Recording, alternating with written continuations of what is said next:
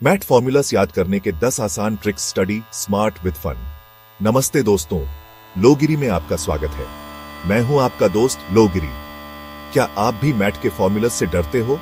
चिंता मत करो दोस्तों, आज मैं आपके लिए लेकर आया हूं 10 सुपर आसान ट्रिक्स जो मैथ के फॉर्मूलास को आपके लिए बच्चों का खेल बना देंगे। तो देर किस बात की, चलिए शुरू करते हैं और मैथ के फॉर्मूलास को अपना दोस्त बनाते हैं। दोस्तों, फॉर्मूलास को तोता की तरह रटने से कुछ नहीं होता। सबसे पहले हमें उसके पीछे का कॉन्सेप्ट समझना चाहिए।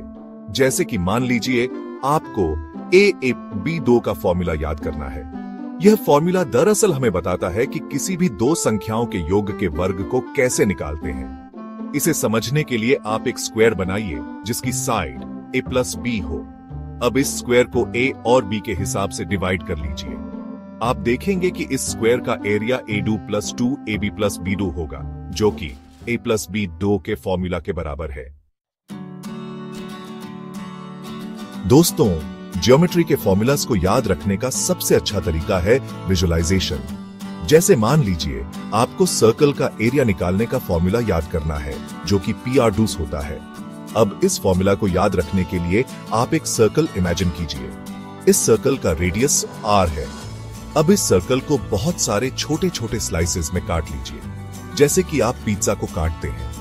अब इन सारे स्लाइसेस को एक के बाद एक जोड़कर एक रेक्टेंगल बनाइए।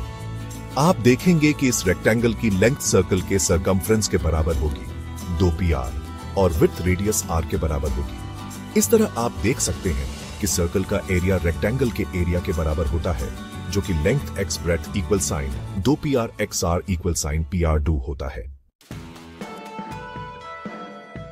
दोस्तों, मैथ में प्रैक्टिस ही सबसे बीड़ी हथियार है। जितना ज्यादा प्रैक्टिस करेंगे उतना ही आपका कॉन्सेप्ट क्लियर होगा और फॉर्मूलास भी याद रहेंगे। रोजाना कुछ सवाल हल करने की आदत डालें। यह जरूरी नहीं कि आप घंटों बैठकर प्रैक्टिस करें, बस रोज 15-20 मिनट निकालें और 5-10 सवाल हल करें। यह बिल्कुल ऐसा ही है जैसे आप साइकिल चलाना सीखते हैं। शुरुआत में आपको मुश्किल होती है, लेकिन रोज प्रैक्टिस करने से आप धीरे धीरे परफेक्ट हो जाते हैं। चैप्टर 4, टाइटल फ्लैश कार्ड्स बनाओ। दोस्तों, फ्लैश कार्ड्स बनाना भी फॉर्मूलास को याद करने का एक बहुत ही असरदार तरीका है। इसके लिए आपको बस कुछ इंडेक्स कार्ड्स लेने हैं। अब हर कार्ड के एक तरफ फॉर्मूला लिखें और दूसरी तरफ उसका एग्जाम्पल लिखें। जैसे कि एक कार्ड पर आप a + b का स्क्वायर का फॉर्मूला लिख सकते हैं और दूसरी तरफ 2 + 3 का स्क्वायर का एग्जाम्पल लिख सकते हैं। इन फ्लैश कार्ड्स को अपने साथ रखें और जब भी आपको खाली समय मिले, जैसे कि बस में यात्रा करते समय या फिर किसी का इंतजार करते समय, इन फ्लैश कार्ड्स को निकालें और उन्हें पढ़ें। चैप्टर 5, टाइटल नेमोनिक्स से याद रखो। दोस्तों, क्या आपको ट्रिगोनोमेट्री के रेशियोज याद रखने में दिक्कत होती है? चिंता मत करो, मेनेमोनिक्स आपकी मदद कर सकते हैं।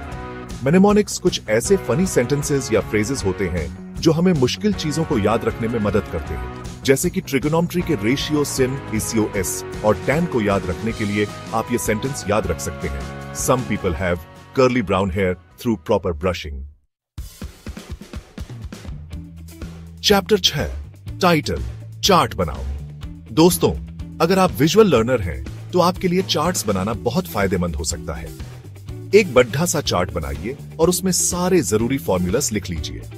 आप इस चार्ट को अपनी स्टडी टेबल के सामने दीवार पर लगा सकते हैं, ताकि आप जब भी पढ़ाई करें आपकी नजर उस चार्ट पर पड़ी रहे। इससे आपको फॉर्मूलास बार बार देखने को मिलेंगे और वो आपको धीरे धीरे याद होते जाएंगे।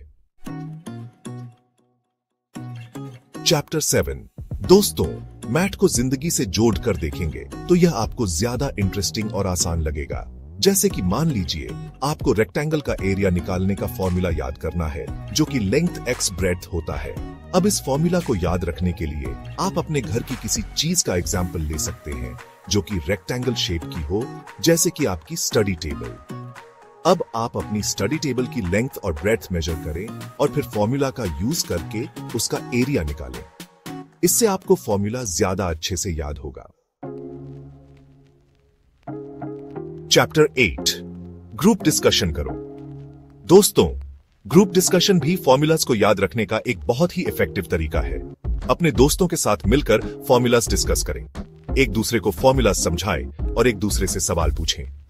जब आप किसी को कोई चीज समझाते हैं तो वो चीज आपको खुद भी ज्यादा अच्छे से क्लियर होती है। इसलिए अपने दोस्तों के साथ ग्रुप स्टडी करें और एक दूसरे की मदद करें। Sharing is caring. Chapter 9, relax और सेल्फ टेस्ट करो। दोस्तों, पढ़ाई करते समय यह बहुत जरूरी है कि आप रिलैक्स्ड रहें और अपने ऊपर ज्यादा दबाव न बनाएं। जब आप स्ट्रेस में होते हैं तो आपका दिमाग चीजों को अच्छे से ग्रास्प नहीं कर पाता। इसलिए पढ़ाई करते समय बीच बीच में ब्रेक लेते रहें और कुछ ऐसा करें जिससे आपको रिलैक्सेशन मिले, जैसे कि म्यूजिक सुनना, किताब पढ़ना या फिर अपने फैमिली और फ्रेंड्स के साथ टाइम स्पेंड करना। इसके अलावा अपने आप को टाइम टू टाइम टेस्ट करते रहें। इससे आपको पता चलेगा कि आपकी तैयारी कैसी चल रही है और आपको किन एरियाज में ज्यादा ध्यान देने की जरूरत है। चैप्टर 10, कंसिस्टेंसी इज की। दोस्तों, मैथ में महारत हासिल करने का कोई शॉर्टकट नहीं है। सफलता का राज है निरंतरता। रोजाना थोड़ा थोड़ा अभ्यास करना, नियमित रूप से अपने ज्ञान को परखना और गलतियों से सीखते रहना आपको अपने लक्ष्य के करीब ले जाएगा। याद रखें, हर कोई अलग तरह से सीखता है। हो सकता है कि यहां बताई गई सभी तरकीबें आपके लिए कारगर ना हो, लेकिन जरूरी है कि आप हार न मानें। अपने लिए सबसे अच्छा तरीका खोजें और उस पर काम करते रहें। मुझे विश्वास है कि आप सभी मेहनत और लगन से मैथ में अपनी पकड़ मजबूत बना सकते हैं। उतरो अब फॉर्मूला से दोस्ती। तो दोस्तों, ये थे 10 आसान ट्रिक्स मैथ के फॉर्मूलास को याद रखने के लिए। अब फॉर्मूलास से डरने की बिल्कुल भी जरूरत नहीं है। याद रखें, प्रैक्टिस मेक्स परफेक्ट। अगर आपको ये वीडियो पसंद आया हो तो इसे लाइक और शेयर करना मत भूलना। और हाँ, ऐसे ही और अमेजिंग वीडियोस देखने के लिए लोकगिरी चैनल को सब्सक्राइब करना मत भूलना। अगली बार फिर मिलेंगे एक और मजेदार वीडियो के साथ। तब तक के लिए कीप प्रैक्टिसिंग, कीप शाइनिंग।